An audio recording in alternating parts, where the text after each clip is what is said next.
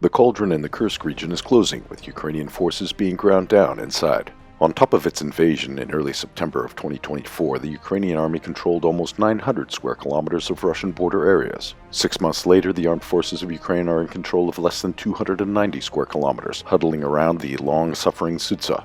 Ukraine lost more than two-thirds of the territory captured in bloody battles. On March 8th, the Russian army went on a full-fledged offensive on the last Ukrainian stronghold. The Ukrainian defense around Sudza is falling like dominoes.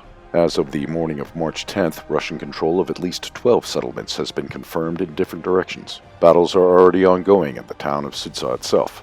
The successful assault of the Russian troops in Sudza was the result of a risky operation with the call sign Pipe. Russian assault units have been preparing this operation for several days, pounding Ukrainian strongholds with heavy bombs. Russian forces used the tactics that brought them victory in Avdiivka and broke into the Ukrainian rear through a pipeline through which Russia recently pumped gas into Europe through Ukraine. The operation involved soldiers from the Akhmat Special Forces, the 30th Motorized Rifle Regiment, the 11th Airborne Brigade, as well as the Veterans and Vostok Brigades.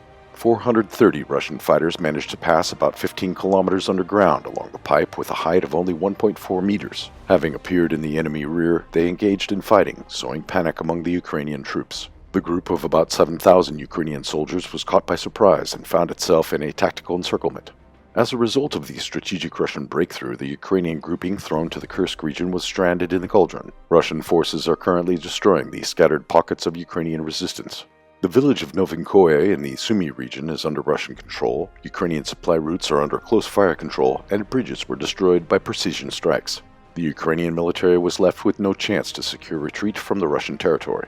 Some of the most combat-ready Ukrainian units were recently withdrawn from the Kursk region to reinforce defense in other directions, but most of the Ukrainian soldiers were again abandoned in a grinder.